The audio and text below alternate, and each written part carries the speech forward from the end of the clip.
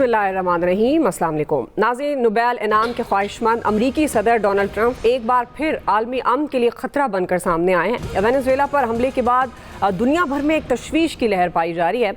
अमरीकी सदर की जानिब से वेनेज़ुएला का कंट्रोल संभालने के ऐलानात भी हुए और साथ साथ ही अबूरी हुकूमत की भी धमकी दी जा रही है। अगर दुरुस्त रवैया इख्तियार ना किया तो अमरीका दूसरा हमला भी करेगा। ये धमकियाँ नाज़रीन सिर्फ वेनेज़ुएला तक महदूद नहीं है। अमरीकी सदर ने मैक्सिको, कोलंबिया और क्यूबा को भी निशाने पर लिया है और ये वार्निंग जारी की है। उधर डोनाल्ड ट्रंप ने ईरान को भी एक बार फिर धमकी लगा दी है और ये खबरदार किया है कि ईरान में मज़ीद मुजाहिरीन हलाक हुए तो अमरीका बहुत ज़ोरदार हमला कर सकता है। अमरीकी सदर की धमकियों और वेनेज़ुएला पर हमले के बाद आज अक़वाम मुत्तहिदा की सलामती का एक हंगामी इजलास भी तलब कर लिया गया है। इसी तमाम तर सूरत हाल से मुतालिक एक्सपर्ट्स के लिए पहला बड़ा सवाल होगा। पैनल में शामिल हैं अयाज खान साहब, आबिर इलियास राना साहब, फैसल हुसैन साहब, नवीद हुसैन साहब और मोहम्मद इलियास साहब। आप सबका जी बहुत शुक्रिया। नवीद साहब, आपसे आगाज़ करूँगी। चूँकि अब एक तरफ तो नोबेल इनाम के ख्वाहिश रखते हैं अमरीकी की सदर, चाहते क्या हैं? क्या वाकई वो अमन चाहते हैं या ताकत के नशे में जंगी माहौल को हवा दे रहे हैं? अच्छा दुआ देखें, यहाँ पे देखने की ज़रूरत ये है कि ट्रिगर क्या था, किस चीज़ ने ट्रिगर किया कि अमेरिका ने वेनेज़ुएला पे हमला किया और वहाँ से उनके सदर को उठा के ले गए। तो एक तो पॉपुलर व्यू है कि जी अमेरिका जो है वो तेल के लिए वहाँ पे, क्योंकि वेनेज़ुएला में जो है वो तेल के बहुत बड़े क्रूड ऑयल के ज़खायर हैं और वो उसके लिए वहाँ पे गया है।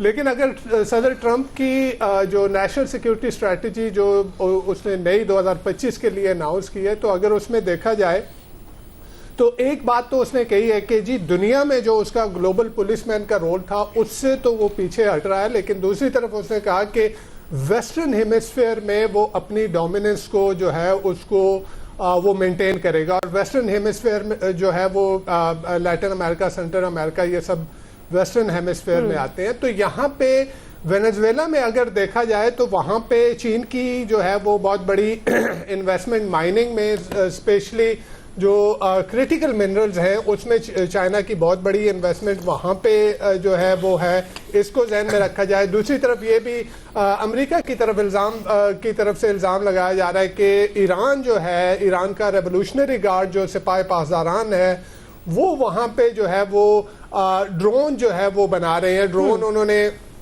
वेनेज़ुएला को दिए भी और वहाँ पे इवन मैन्युफैक्चरिंग जो है वहाँ पे ड्रोन की शुरू हो गई थी। और तीसरी तरफ जो है वो ये कहा, अमेरिका की तरफ कहा जा रहा है कि वो रूस जो है, रूस की फौज वहाँ आके वेनेज़ुएला की फौज के साथ जो है उनको ट्रेनिंग दे रही थी। वहाँ के मिलिट्री एडवाइज़र वहाँ पे मौजूद थे। तो ये तीन ममालिक जिनको अमेरिका अपने लिए ख़तरा समझता है कि चाइना, ईरान और रूस, ये तीनों वहाँ पे जो है वो उसके वेस्टर्न हेमिस्फीयर में जहाँ पे वो अपनी डोमिनेंस को जो है वो मेंटेन रखना चाहता है। तो ये एक जो है ये एक पॉसिबल रीज़न ये दिया जा रहा है कि अमेरिका वहाँ पे ये जो भी कार्रवाई उसने की ये अपनी नेशनल सिक्योरिटी के लिए उसने की। अच्छा, फिर दूसरी तरफ ये भी कहा जा रहा है कि अमेरिका जिस तरह से ट्रंप के आने के बाद उसने अपना वो ग्लोबल इन्फ्लुएंस से उससे रिसीड करने की, वो पुलिसमैन वाला रोल जो था उससे पीछे हटने की कोशिश की। आप देखें अगर जिस तरह से यूएस एड को जो है वो ख़त्म किया गया, वहाँ वो एड जिससे वो अपनी सॉफ्ट पावर जो है वो प्रोजेक्ट किया करता था, उसको जिस तरह से ख़त्म किया। फिर वॉइस ऑफ अमेरिका की इतनी सर्विसेज जो थी वो उसने बंद कर दी, उसके ज़रिए वो अपनी सॉफ्ट पावर जो है वो प्रोजेक्ट किया करता था। फिर इकोनॉमिकली अगर देखा जाए तो अमेरिका की इकोनॉमी आगे भी यही जो है फोरकास्ट ये आ रही है कि वो स्लोअर ग्रोथ होगी, अनइवन ग्रोथ होगी और चाइना के मुकाबले में, यानी अगर 2% तक ग्रोथ जाती है तो वो ओवरऑल देखा जाए तो चाइना एक बड़ा राइवल है अब अमेरिका के लिए। और चाइना से जो उसकी सॉफ्ट पावर प्रोजेक्शन हुआ करती थी उससे पीछे हटने से उसका इन्फ्लुएंस जो है वो कम हो रहा था। तो इस वजह से जो कार्रवाई उसने की वो अपने आप को असर्ट किया, उसने ग्लोबल स्टेज पे एक दोबारा से अपने आप को मिलिटरीली असर्ट करने की कोशिश की गई।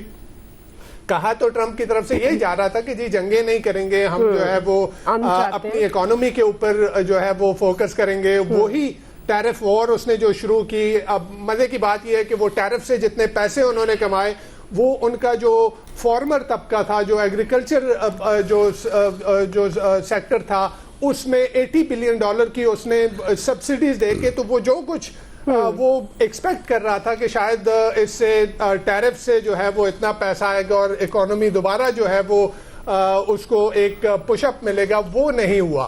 تو اس سے پھر جو ہے وہ آبویسلی جس طرح سے اس نے کیا کہ اپنی طاقت دکھائی, یعنی رول آف لا, دنیا میں کہیں رول آف لا نہیں ہے کہ آپ کے ملک کی ایک عدالت ایک فیصلہ دیتی ہے اور آپ جو ہے جا کے دوسرے ملک میں حملہ کرتے ہیں اور وہاں سے اس کے صدر کو اٹھا کے کیسا پریسیڈنٹ سیٹ کیا جا رہا ہے. اچھا, اس کے بعد اگر ہم دیکھیں تو وینزویلا کے بعد پھر ہمیں گرین لینڈ کے بارے میں تو صدر ٹرمپ کہہ ہی چکے ہیں کہ جی وہاں پہ وہ مجھے چاہیے کیونکہ وہاں پہ کریٹیکل منرلز ہیں. اور ایک چیز امپورٹنٹ جو ہے, کہا یہ جا رہا ہے کہ کریٹیکل منرل جو ہے یہ 21ویں صدی کا فوسل فیول ہے, یعنی وہ تیل جس کے لیے امریکہ کبھی لیبیا میں جاتا تھا, کبھی عراق میں جاتا تھا, جو اس نے ملٹری انٹرونشن کی ہے, سیریا میں جو ملٹری انٹرونشن کی ہے, وہ تیل کے لیے. لیکن 21ویں صدی کا جو تیل ہے, جو کروڈ آئل ہے, وہ کریٹیکل منرلز ہیں.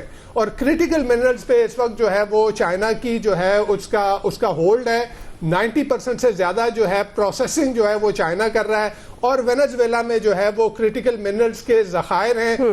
امریکہ نے, ٹرمپ نے خود جو ڈپارٹمنٹ آف وار, جو پہلے ڈپارٹمنٹ آف ڈیفنس تھا, اس کے ذریعے $7.5 بلین کی ابھی تک کمٹمنٹ ہو چکی ہے کہ کریٹیکل منرل کے ذخائر جو ہے وہ حاصل کرنے ہیں. تو میرے خیال میں امریکہ کے پاس جو ٹرمپ کے جو اس نے نیشنل سیکیورٹی اسٹریٹجی میں بات کی تھی کہ ویسٹرن ہیمسفیئر کو اپنے کنٹرول میں رکھنا ہے, تو یہ اپنے کنٹرول میں رکھنے کی ایک کوشش تھی.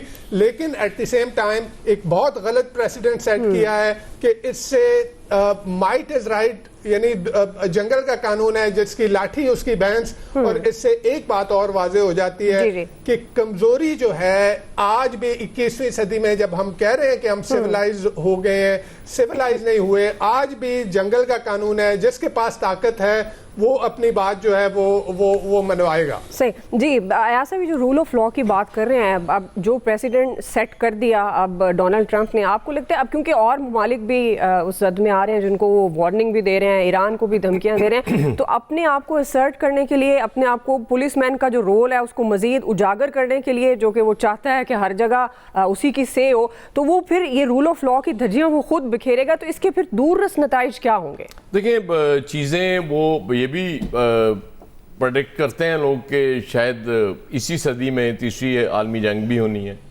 اور ٹرمپ صاحب جس راستے پہ چل نکلے ہیں اس میں یہ پاسبل بھی ہے. ظاہر ہے چائنا, ادھر رشیا, گرین لینڈ پہ فرانس نے بڑا سخت سٹینڈ لیا ہے.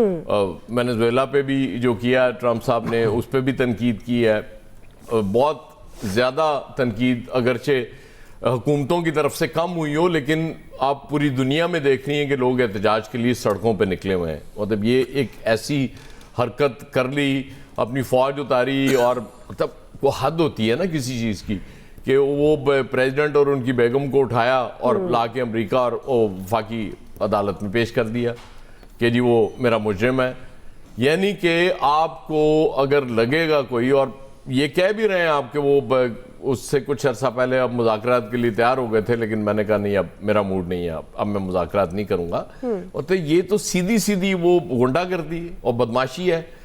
مطلب وہ دیکھیں نا, ٹرمپ سے جن لوگوں نے امیدیں, ہم نے بھی نامنیٹ کیا تھا نوبیل پیس پرائز کے لیے, اس سے پہلے پی ٹی آئی والے بڑے ہوپفل تھے کہ جی بس ٹرمپ صاحب آئیں گے اور اس کے بعد عمران خان جیل سے باہر ہوگا. اب بھی جو بینک کر کے بیٹھے ہوئے ہیں ٹرمپ کہ جی ہمارے ساتھ بہت اچھے تعلقات ہیں, ان کے لیے ان کو بھی کان ہو جانے چاہیے اس واقعے کے بعد, کیونکہ ٹرمپ سے زیادہ انپروٹیکٹیبل کوئی نہیں ہے. اس نے جب دل کرے گا, ہاں جی وہ منرلز ہیں, منرلز مجھے چاہیے, وہ تو ہمیں بھی کہہ چکے ہوئے موصوف کہ جی پاکستان کے ساتھ مل کے تیل بھی نکالیں گے. پتہ نہیں وہ اب تیل یہاں سے نکالنا ہے یا ہمارا تیل نکالنے کا موڈ ہے ان کا, اور منرلز کے حوالے سے بھی وہ بات کرتے ہیں. یہ تو کلیئرٹی کے ساتھ بات کرتے ہیں. اور جو لیٹسٹ ہمارے خطے میں سب سے بڑا وہ کرنے جا رہے ہیں ایران میں ریجیم چینج, کیونکہ یہ بڑا پرانا ان کا یہ خواب ہے کہ یہاں سے ریجیم چینج کر کے, اور رضا پہلوی صاحب تیار بیٹھے ہوئے ہیں وہاں کہ جی آ کے اقتدار سنبھال لیں گے, اور اس کے بعد امریکہ کا ہمارے لیے افغانستان میں انڈیا, انڈیا میں انڈیا, یہاں بالکل ایران میں وہ ایک ایسی گورنمنٹ جو ظاہر ہے کٹ پتلی ہوگی امریکہ کی, جو امریکہ سے کی طرف سے کہا جائے گا, تو ہمارے لیے بھی خطرات کم نہیں ہو رہے, بڑھتے جا رہے ہیں. ہمیں بھی یقیناً ہمارے پالیسی میکرز ان چیزوں پہ نظر رکھ رہے ہوں گے, اس کے مطابق پالیسیز بھی ترتیب دے رہے ہوں گے, اس پہ ڈیبیٹ بھی ہو رہی ہوگی, مجھے اس میں کوئی شبہ نہیں ہے. لیکن مشکلات اور خطرات بڑھتے جا رہے ہیں اس خطے میں. وہاں تو انہوں نے اب سب کو دھمکیاں دینی شروع کر دی نا, میکسیکو کو بھی کہا ٹھیک ہو جاؤ, کولمبیا سے بھی کہہ دیا, اور اس کے بعد بہرحال کیوبا پہ فی الحال وہ ہاتھ نرم ہے کہ وہ خود ہی کلیپس کرنے والا ہے, اس لیے وہاں فوجی کارروائی کی ضرورت نہیں. ٹرمپ سے اب آپ کچھ بھی ایکسپیکٹ کر سکتی ہیں, کسی دن کسی جگہ بھی کسی طرح کی بھی کارروائی ٹرمپ سب کر سکتے ہیں, کیونکہ موصوف کو نوبیل نہیں دیا نا آپ نے. وہ دیکھیں نا وہ جو ان کی اپوزیشن لیڈر تھی, اس کو بہت اٹھا رہے تھے کہ جی وہ بہت کمال ہے اور ہمارے ساتھ تعاون کر رہی ہے, اور جب وہاں پہ ریجیم چینج کر کے حکومت بنانے کا وقت آیا تو اب وہ کہتے ہیں کہ نہیں, اس کا فائدہ ہی کوئی نہیں ہے. مجھے لگتا ہے کہ وہ ٹرمپ کو فیل ہوا ہوگا کہیں کہ وہ تو مجھے ملنا تھا نوبیل پیس پرائز, یہ لے گئی ایسی کی تیسی, اب تم آگے دکھاؤ اس اقتدار میں. لہٰذا وہ نائب صدر ان کی آ گئی ہیں, اب وہ بھی یہی کہہ رہی ہیں کہ ہم امریکہ کے ساتھ اچھے تعلقات چاہتے ہیں, عزت پہ مبنی. عزت اس سے زیادہ اور کیا ہو سکتی کسی ملک کی کہ اس میں فوج آئے اور آپ کے صدر اور اس کو بیگم کو اس کو اٹھا کے لے جائیں, لیکن آپ ظاہر ہے احترام پہ مبنی ریلیشن شپ تو بنا سکتے ہیں کیونکہ بدماش بڑا ہے نا. صحیح. جی عامر صاحب, امن کی خواہش رکھتے رکھتے جنگ کی طرف اور دیگر ممالک کو بھی اس کے طرف, اب جس طرح کہا جا رہا ہے کہ ایک خطے میں وہ جو پولیس مین والا رول ہے وہ اس کو قائم رکھنے کے لیے کر رہے ہیں, لیکن اس کے آپ دوررس نتائج کیا دیکھ رہے ہیں عامر صاحب؟ Welcome back. دعا پہلے تو جی تھینک یو, آپ صحت مند ہو کے واپس آ گئی, ٹھیک ہو گیا. اچھا اب یہ ہے کہ ہاتھی کے پاؤں میں سب کا پاؤں. ٹرمپ مست ہاتھی ہے اور وہ جو دل چاہتا ہے کرتا ہے. وہ تو کہتا تھا جنگیں نہیں کرنی, وہ لوگوں کو اغوا کر رہا ہے, اٹھا کے لے کے آ رہا ہے. صدر کارٹر جو تھے اپنے آخری دنوں میں ایران میں گھس گئے تھے, اپنے امریکی موویوں کو نکالنے میں ناکام رہے, کئی جگہوں پہ اور پہ بھی ناکام رہے, کہیں کامیاب ہو گئے. یہاں پہ اندرونی سازش بہرحال کامیاب رہی اور مخبریاں بھی ہوئی, کچھ لوگوں کو انہوں نے ٹانگا بھی ہے فوجیوں نے پکڑ کے. اور جہاں فوج کمزور ہو جائے, جہاں ادارے کمزور ہو جائیں, آپ کی ریاست خود کمزور ہو جائے, جیسے اب ایران کا مسئلہ تھا کہ ان کے پاس فضائیہ نہیں تھی, تو میزائلوں کے علاوہ ان کے پاس کوئی جواب نہیں تھا, تو اس میں بہرحال بہت اچھا کردار سعودی عرب اور پاکستان نے بہترین انداز میں نبھایا, اور آج وہ لڑائی ایک اور سمت میں چلی گئی کہ وہاں نہیں رہی. یہاں پہ بھی پاکستان میں بھی آپ بالکل دیکھ لیں کہ اس طرح کی حرکتیں اسرائیل اور انڈیا مل کے, اور ان کے ساتھ کچھ وہ دوست ہمارے جو کہتے ہیں نا بغل میں چھری اور منہ میں رام رام والے دوست نما دشمن ہمارے, وہ بھی آبیاری کرتے ہیں پیسے کی انویسٹمنٹ کر کے. جیسے کراچی میں ایک بہت بڑا منصوبہ پکڑا گیا, ابھی آج ہی اناؤنس ہوا کہ یہاں پہ بھی کوشش بہت ہوئی ہے, لیکن ہمارے ادارے الحمدللہ بہترین انداز میں کام کر رہے ہیں کہ اپنے اچھے سے انداز میں کام کریں. لیکن یہاں پہ بھی دعائیں دیکھی آپ نے کہ پی ٹی آئی کے اپنے اکاؤنٹ سے لوگوں نے, جو ان کے چاہنے والے ہیں, کہ بھائی تم نومبر 26 کو کیوں نہیں آئے, تم یہاں پہ نہیں آئے, ہم نے اتنے ووٹ دیے, تمہیں پیسے دیے, تم کیا کرتے ہو. یعنی یہاں خواہشات دیکھیں لوگوں نے کس قسم کی غلیظ پروپیگنڈے اس کے ساتھ ملا کے کیے کہ یہاں پہ بھی آؤ, اور یہاں پہ تو تمہیں ضرورت ہی نہیں پڑی. ساتھ دوسرا طبقہ انہی کے ساتھ ہی یہ کہہ رہے ہیں کہ تم نے تو وہ ایک سائفر لکھ کے سارا کچھ چینج کرا دیا. اور بھائی جس سائفر کا ڈرامہ کیا تو عمران خان خود بھاگ گیا تھا کچھ مہینے بعد کہ نہیں میرا امریکہ سے کوئی تعلق نہیں, وہ جنرل باجوہ پہ سارا کچھ ڈال دیا اور پھر اس کو ایکسٹینشن دینے پہ آ گیا تھا. یہ ہمیں ساری مماثلت اور معاملات کو دیکھنا ہوتا ہے کہ ملک کیوں تباہ ہوتے ہیں, کیسے تباہ ہوتے ہیں, یا بچتے ہیں یا بنتے ہیں. اگر ہم نے مائن اینڈ منرلز کی بات کی ہے تو پاکستان کے ان مائن منرلز پہ جن پہ ایک مت بنی ہوئی تھی کہ جی آپ بلوچستان سے آئل نہیں نکال سکتے, منرلز نہیں نکال سکتے, کہ جی وہ سطح مرتفع اس طرح کی بنی ہوئی ہے کہ جناب سارا ایران کا تیل ادھر آ جائے گا اور ہمارا کوئی معاہدہ ہے کہ ہم نہیں نکال سکتے. کچھ بھی نہیں تھا, کہانیاں بنتی رہی. بھائی جو ہمارے وسائل ہیں کیا ہم کبھی بھی خود نہیں استعمال کریں گے, ہم ان کو چھپا کے رکھیں گے. امریکہ بے شک اپنے رکھ رہا ہے بھائی, ہمیں تو جیسے ریکارڈنگ میں ہوا ہے اب کتنے سالوں کے بعد ہماری تو عدلیہ ہماری راہ میں رکاوٹ رہی کہ نہیں جی کوئی منصوبہ چلنے نہیں دینا. اب ہم جب چلا رہے ہیں, چاہے وہ ٹرمپ دنیا کے لیے کیسا ہو, وہ مطلب انپریڈکٹیبل تو ہے نا, بالکل وہ بالکل تھا. پاکستان کے لیے کوئی سوچ بھی نہیں سکتا تھا کہ اوتھ کے بعد وہ اس طرح چلے گا. ہم اور ہماری قیادت اگر چل رہی ہے پاکستان کو بہتری کے لیے تو وہ بالکل ٹھیک بات ہے. آپ معاہدے کریں, ہمارے پاس تو ٹیکنالوجی نہیں ہے, ہم تو عام پتھر ماربل آج بھی بغیر دھماکے کیے مشینری سے نہیں نکال سکتے, اور آدھے پہاڑ ہم تباہ کر دیتے ہیں نکالنے میں کہ ہمارے پاس وسائل نہیں ہے. تو آج ایک بہترین حکمت عملی ہمارے لیے بھی موجود ہے. باقی آپ مائٹ از رائٹ ہے, سیدھی سی بات ہے کہ آپ اس کو نہیں روک سکتے. جس کے ہاتھ میں طاقت ہے, آپ طریقہ کار کے مطابق اپنے آپ کو بچاتے ہیں. دوسروں کے اوپر تنقید کرنے میں ہم بہت ماسٹر ہیں, ہمیں اپنے معاملات کو درست کرنا ہے جہاں ضرورت ہے. فیصل صاحب دیکھیے, یہ تو بڑا ہی اپنی نوعیت کا ایک انوکھا واقعہ ہے کہ جب ٹی وی پہ خبریں چلنا شروع ہوئی تو پتہ نہیں کتنی دیر تک, بلکہ ابھی بھی بہت سے لوگوں کی تو سمجھ میں نہیں آ رہا ہوا کیا ہے کہ وہ صدر کو ہی اٹھا کے بیگم سمیت اٹھا کے لے گئے.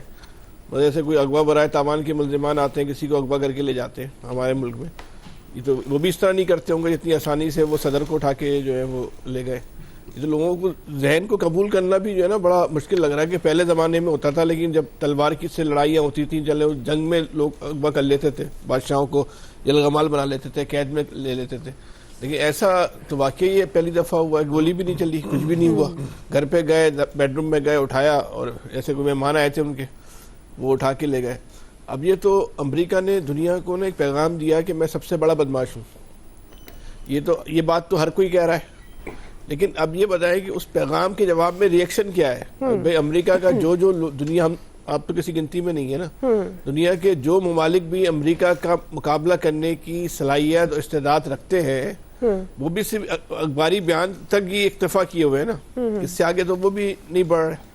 اچھا, اس سے آگے وہ بڑھتے بھی ہیں تو ایک دنیا ایک بہت ہی ایک ہولناک جنگ کی شکل جو ہے نا وہ اختیار کر جائے گی نا. اس میں تو تباہی کے اثرات کا اس وقت کوئی کیلکولیشن بھی نہیں کر سکتا کہ اس کا جو ہے امپیکٹ کیا ہوگا. اب آگے کیا ہو سکتا ہے, یہ جو صورتحال ہے وہ تب ایران کو بھی دھمکیاں لگا رہا ہے. ایران کو تو اس وقت سب سے زیادہ ضرورت یہ ہے کہ وہ اپنے اندرونی معاملات کو درست کرے. اس کے اندرونی معاملات جو ہیں وہ صحیح نہیں ہے.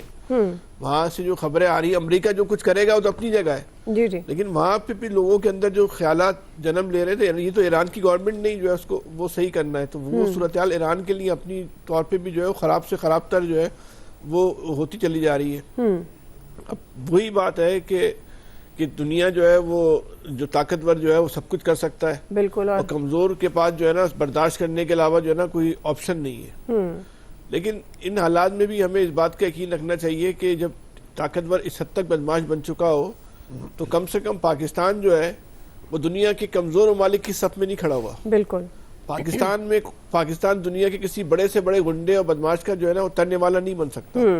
تو یہ ہمارے لیے جو ہے نا وہ ایک اطمینان کا جو ہے نا ایک پہلو ہے کہ پاکستان جو ہے وہ اتنا طاقتور ہے کہ وہ اپنے سے بڑے دشمن کا بھی جو ہے وہ مقابلہ کرنے کی جو ہے وہ صلاحیت رکھتا ہے, اور اسے ثابت بھی کیا. بھارت کے ساتھ جو کوچ کیا اس کو جو ہے مٹی چٹوا دی. تو یہ تو ہے. تو اس میں ہمیں اپنے ملک کے لوگوں کو جو ہے نا جو اس واقعے کے بعد ایک دم خوف دنیا میں پھیل گیا, بھائی یہ تو کسی کو بھی اٹھا کے جو ہے وہ لے جائیں گے. ہماری مرضی سے کوئی کام ہو جائے تو الگ بات ہے, لیکن اسٹیٹ پالیسی کے خلاف جو ہے نا تو پھر کوئی یہ دیکھیں. تو یہ پاکستانی قوم کو جو ہے نا میڈیا کو میسج دینا چاہیے کہ وہ اس حوالے سے جو ہے نا بے فکر رہیں. جی الیاس صاحب, لیکن یہ ایک بڑا عجیب سا واقعہ ہے کہ جناب ان کے ملک میں جا کے وینزویلا میں جا کے حملہ کیا, اور جا کے بڑے آسانی سے جا کے لیا ایک ڈرامائی انداز سے. اور یہ بالکل اس نے جو ٹرمپ نے اپنی جو پالیسی تھی اس کی پالیسی پر عمل درآمد تو کرنا تھا.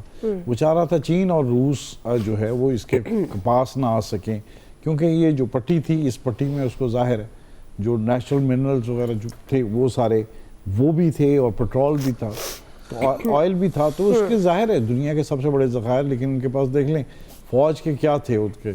ان کی فوج نے آگے سے بول نہیں سکی, نہ کچھ کر سکی. اس لیے فوج بھی مضبوط ہونا بڑے ضروری ہے. لوگوں کو یہ سمجھ ہونی چاہیے کہ ملک کے دفاع کے لیے فوج کا مضبوط ہونا بڑا ضروری ہے. کہ ان کے پریزیڈنٹ اور ان کی اہلیہ کو اٹھا کے لے گئے, اور سارا ظاہر ہے دنیا کو بھی دکھانا تھا, ان کو چین کو بھی, سب کو جنہوں نے بھی احتجاج کیا کوئی فرق نہیں پڑا, سب کے خاموش ہو کے سائڈ پر رہ گئے. ظاہر ہے ہر ملک کے ایک لمٹ تک جا کے وہ کر سکتا ہے. ایران نے بھی احتجاج کیا, ایران کو بھی اس کا جواب مل گیا. تو ظاہر ہے اس نے امریکہ نے اس وقت بتانا ہے کہ جی وہ جو ہے ان کی جو ہے عالمی سطح پر جو اس کی قوت ہے, جو جس کے بارے میں کہہ رہے تھے کہ کمزور ہو گیا اور چائنا سپر پاور اس کے مقابلے میں آ رہا ہے, تو اس نے ظاہر ہے اپنے خطے دنیا میں بتانا تھا کہ جی آج بھی وہ سپر پاور ہے اور وہ جو بھی چاہے وہ آرام سے کر سکتا ہے اور اس کے سامنے کسی اختیار نہیں. وہ ظاہر ہے اس نے اپنے چیزیں جو ہیں وسائل وغیرہ ہے دنیا میں جو تاکہ دوسرے آ کے نہ لے سکیں, چین اور روس نہ آ کے لے سکے اور وہ خود ان پر قابو کر سکے, اور ان وسائل پر وہ رکھنا چاہتا ہے کہ اپنی دسترس رکھنا چاہتا ہے. اور بالکل اس کے بعد بھی جو دوسرے ممالک اس کی بات نہیں کوئی سنتا یا جو اس کے ساتھ ہے, تو وہ بالکل ان کے ساتھ بھی بالکل اسی طرح اپنی کالونیز کی طرح بالکل کرے گا اور بالکل اپنے اختیارات رکھے گا. تو اس لیے دوسرے ممالک کو بھی انہوں نے سبق دے دیا ہے آہستہ کہ جناب ہم جب بھی چاہیں جس پر بھی چاہیں اٹیک کر کے آرام سے جو بھی کرنا چاہیں کر سکیں. تو اس کے علاوہ چین کو اور روس کو بھی اس نے سائیڈ لائن کیا, کہ ظاہر ہے سب کو اس ٹائم ایک طرف وہ کر رہا ہے کہ تجارت کے معاملے میں جو اس نے لگا دیے ہیں بیریئر وغیرہ یا جو ایکسٹرا ڈیوٹیز وغیرہ جو لگائی ہیں, تو اس پر بھی وہ چاہ رہا ہے کہ لوگ سارے چاہتے ہیں کہ وہ سکیں. انڈیا کو دیکھیں انہوں نے کیسے سائیڈ لائن کیا, اسی طرح دوسرے ممالک کو. تو ظاہر ہے اس وقت جو اس کے ساتھ اچھے تعلقات ہیں, پاکستان کو اس کا بینیفٹس ملا اس پر ساری چیزوں پر. تو ان چیزوں کو دیکھنے کے لیے اب ساری جو چیزیں ہیں خارجہ پالیسیز وغیرہ کو اپنے کو مینٹین کرنے کے لیے دنیا کے دوسرے ممالک کو بھی اپنا بدلنا پڑے گا, تبدیل کرنا. ٹھیک ہے جی, پوائنٹ آپ کا آ گیا. بریک لے رہے ہیں ناظرین, بریک سے واپس آئیں گے. دوسرا بڑا سوال, ملک کی سیاست میں عدم اعتماد کی فضا برقرار ہے. ہم بات کر رہے ہیں کہ گورنمنٹ اور اپوزیشن اپنی اپنی شرائط پر ڈٹ گئے ہیں. مذاکرات کون نہیں چاہتا, اس پہ بات کریں گے, حکومت یا اپوزیشن. بریک کے بعد بات کلیئر ہے, ہم نے کہا ہے ہم بات کرنے کے لیے تیار ہیں ان بنیادی چیزوں کے اوپر جس وقت ملک کو بحران سے نکال سکتی ہے. الٹیمیٹلی جب رول آف لا کی بات ہوتی ہے اور عدلیہ کی آزادی کی بات ہوتی ہے, جو بے گناہ جیلوں میں ڈالے ہوئے ان کی بھی آزادی کی بات ہوتی ہے. تمام بے گناہ قیدیوں کی, چاہے وہ سیاسی قیدی چاہے دوسرے قیدی ہیں. جہاں تک پاکستان کو صحیح ٹریک پر لانے کے لیے تو ہاں ہم سب تیار ہیں, آ جائیں بسم اللہ بات کریں. اور کوئی یہ سوچتا ہے جی کہ مثال کے طور پر ان کو ہم خاموش کرائیں, پتہ نہیں کیا کیا باتیں سوچتے ہیں. ویسا نہیں, ہم پاکستان کو موجودہ بحران سے نکالنے کے لیے بات چیت کرنا چاہتے ہیں. اور اگر بھی پاکستان سے محبت کرتا ہے, وطن سے محبت کرتا ہے, جسے اپنے عوام کی فکر ہے, تو سب کو بات چیت کرنی چاہیے. اور آئیں بیٹھیں. ویلکم بیک ناظرین. مذاکرات حکومت اور اپوزیشن کے درمیان تعطل کا شکار ہیں. گورنمنٹ کی اپنی شرائط ہیں, اپوزیشن کی اپنی شرائط ہیں, دونوں اپنی اپنی شرائط پر ڈٹے ہوئے ہیں. اب یہ ڈیڈ لاک کی ذمہ داری کس پر عائد ہوتی ہے, اس پر بات کریں. ایاز صاحب آپ سے آغاز کریں, چونکہ اب تحریک تحفظ آئین پاکستان نے بھی عوامی رابطہ مہم شروع کرنے کا آغاز کیا اور تحریک انصاف بھی مذاکرات کی بجائے اسٹریٹ پاور کی طرف دیکھ رہی ہے. تو یہ اصل ذمہ دار حکومت کی بھی ظاہر ہے اپنے تحفظات ہیں, تو ذمہ دار ڈیڈ لاک کا کس کو سمجھتے ہیں آپ؟ اصل میں یہ پتہ نہیں کیوں ہمیں حیرت کیوں ہوتی ہے کہ ایک طرف مذاکرات ہوں اور دوسری طرف رابطہ عوام مہم ہو. اس میں مطلب جمہوری معاشروں میں یہ ہوتا ہے, یہ نارمل بات ہے. ہمیں پتہ نہیں کیوں اب نارمل لگتی, شاید ان حالات میں ہمیں زیادہ اب نارمل لگ رہی ہے کہ جب ایک پولیٹیکل پارٹی کو بالکل اتنی سپیس ہی نہیں دی جاتی کہ وہ کچھ کر لے. اب دیکھیں وہ پنجاب آئے تھے سہیل آفریدی, اور اس کے بعد بہت سے نئے گلے شکوے ہوئے, اور اس کے بعد دورہ میں آپ نے دیکھا اس کے بعد تک اس کے اثرات ابھی تک نظر آتے ہیں. اب وہ کراچی جانے کا انہوں نے اعلان کیا, بڑا اچھا کیا وزیر اعلیٰ سندھ نے, انہیں دعوت دی کہ آئیں ملاقات کرتے. یہ جذبہ چاہیے اس ملک میں اگر چیزیں ٹھیک کرنی ہیں. لیکن اگر آپ دونوں پارٹیاں مطلب وہ ان کو بھی لچک دکھانی چاہیے, کیونکہ جب آپ دوسروں سے کہہ رہے ہیں کہ اگر آپ وطن سے محبت کرتے ہیں تو بات کریں, تو یہ چیز آپ پہ بھی اتنی ہی لاگو ہوتی ہے. دونوں پارٹیوں کو اگر واقعی اس وطن سے محبت ہے تو کہیں بیٹھ جانا چاہیے. وہ باقی چیزیں ہوتی رہتی ہیں, کیا ہوگا زیادہ سے زیادہ مذاکرات ناکام ہو جائیں گے, لیکن ایک ایفرٹ تو ہوگی, شاید اس میں سے کوئی خیر کا پہلو نکل ہے. تو میرے خیال یہ سب کو سوچنا چاہیے. عامر صاحب, کون بھاگ رہا ہے آپ کے خیال میں مذاکرات سے؟ دیکھیں آفر موجود ہے, اب اسپائلرز موجود ہوتے ہیں, اور پی ٹی آئی کے چیئرمین نے کہا کہ جب وہ کہہ رہے تھے بیرسٹر گوہر کہ میں بھیک مانگتا ہوں ملاقات کی, کہ ہم رہائی سے ملاقات کی ریکویسٹ پہ آگے ہیں, تو علیمہ خان اور سلمان اکرم راجہ ان دونوں کا غصہ ہی نہیں ختم ہو رہا کہ تم کون ہوتے ہو, غلط بات کر رہے ہو. جب جن کو عمران خان نے مینڈیٹ دیا تحریک تحفظ آئین پاکستان کو بات چیت کا, اس پہ انہوں نے کہا کہ وہ غدار ہیں جو ہم سے بات کرتے ہیں. جب آپ لاہور جاتے ہیں اور آپ لاہور کو ایک مقبوضہ علاقہ کہہ کے اور فتح کرنے کے لیے نیت سے نکلتے ہیں تو پھر جواب میں وہاں کی حکومت آپ کے لیے وہ پہلے کام نواز شریف نے بہت کر لیے 2014 میں کہ آپ کے گھر چلے گئے ملنے کے لیے عمران خان کے, تو پھر آپ کے ساتھ وہ نہیں ہونا جب آپ مریم نواز کو کراچی ہوٹل میں سے کمرے کے دروازے توڑ کے اٹھائیں گے, اس کے شوہر کو بھی, تو وہ چیزیں رہتی تو ہیں نا ذہن میں. آپ نے جیل میں ڈلوایا, اپنی تسکین کی کہ نہیں باپ کے سامنے, بیٹی کے سامنے ماں کو بھی پکڑا جائے گا, بیٹی کو بھی پکڑا جائے گا کوٹ لکھپت جیل میں. تو ایسا ایزی نہیں ہے کہ آپ اس طرح کی گپ شپ شروع کر دیں. بالکل ماحول آپ ٹھیک بنائیں, آپ دعوے نہ کریں نا, آپ کہیں کہ ہم نے وزٹ کرنا ہے, پھر آپ کے لیے سب کچھ ٹھیک ہوگا. ابھی تحریک تحفظ آئین پاکستان والے جا رہے ہیں نا, یہ جائیں گے وزٹ کریں گپ شپ کریں, ٹھیک ہے. جب آپ تڑیاں لگا کے جائیں گے نا تو وہ اب آپ کی کہانی نہیں رہی کہ آپ تڑی لگائیں گے, نہ آپ سے اسٹیبلشمنٹ دبتی ہے, نہ پی ایم ایل این دب رہی ہے, پیپلز پارٹی کر رہی ہے, بالکل ٹھیک بات ہے, اس کو کوئی بھی نہیں کہے گا کہ نیگیٹو ہے, لیکن آپ کو اپنا عمل اور رد عمل دونوں دیکھنے ہیں. جی فیصل صاحب, یہ تو بات یہ ہے کہ مذاکرات ہمیشہ جو ہے نا فریقین کے درمیان ہوتے ہیں جو کسی ایشو سے جو ہے نا وابستہ ہوں, اور جس ایشو پہ آپ وابستہ ہیں, حکومت یا حکومت میں شامل جماعتیں تو خود غیر متعلقہ ہیں, ان کو آپ فریقین کیسے سمجھ سکتے ہیں؟ ان سے جو ہے وہ کیا مذاکرات ہو سکتے ہیں؟ آپ مجھے بتائیں نا کہ حکومت کا اختیار کیا ہے.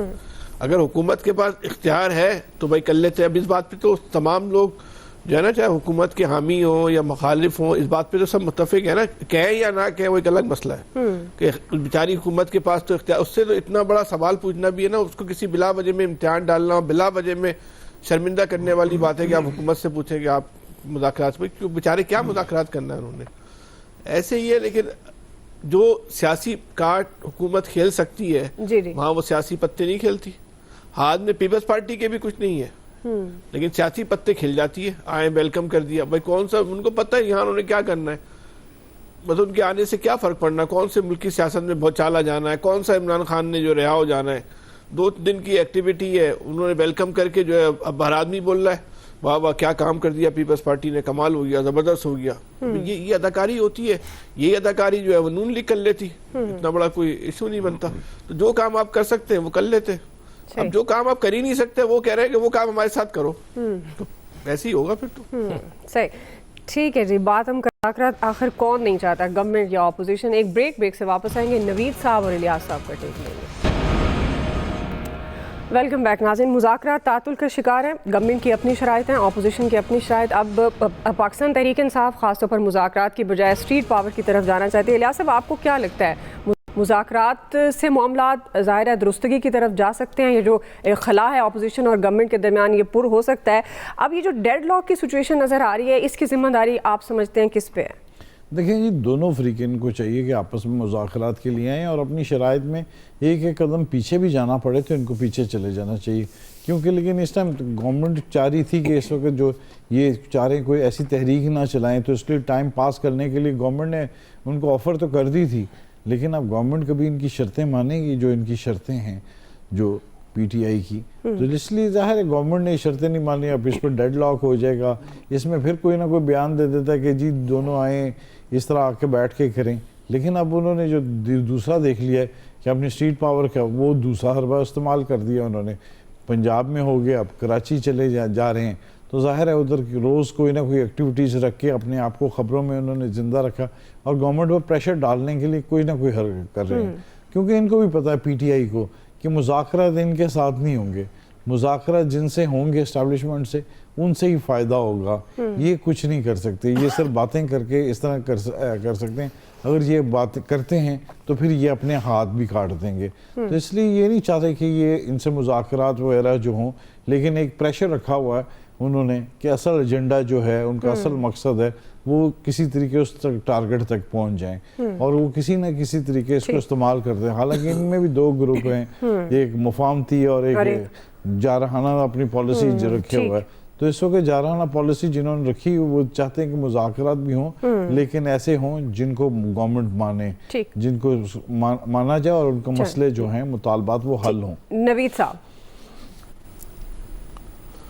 अच्छा देखें तो सभी कह रहे हैं कि मुज़ाकरात होने चाहिए, सभी कह रहे हैं कि मुज़ाकरात के लिए तैयार हैं। प्राइम मिनिस्टर साहब कह रहे हैं कि जी मुज़ाकरात के लिए तैयार हैं, और उनकी नून लीग कह रही है कि मुज़ाकरात के लिए तैयार हैं। पीपल्स पार्टी कह रही है, बिलावल साहब कह रहे हैं मुज़ाकरात होने चाहिए और जो है वो जरदारी साहब अपना रोल प्ले कर सकते हैं। तहरीक तहफ़्फ़ुज़ आईन पाकिस्तान, PTI सभी कह रहे हैं कि मुज़ाकरात होने चाहिए। तो क्यों नहीं हो रहे मुज़ाकरात?